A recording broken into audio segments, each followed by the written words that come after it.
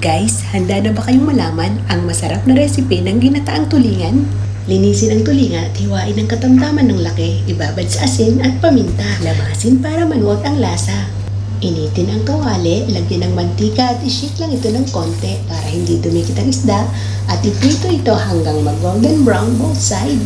At habang piniprito natin ang ating tuna, hiwain naman natin ang ating mixed vegetables. Gagamit ako ng siling haba at hinati ko lang ito. At ang ampalaya ay hihiwain ko lang ng katamtamang laki. Isang talong na malaki, hihiwain ko lang din siya ng katamtamang laki na katulad ng ampalaya.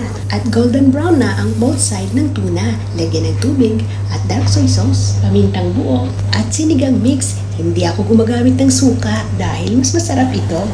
Naglagay din ako ng chicken cube, asin, siling labuyo at syempre ang ating gata. Maglalagay din tayo ng maraming luya. Haluin ito at ilagay na rin ang vegetables. Ikalat lang ito para maluto ng maayos.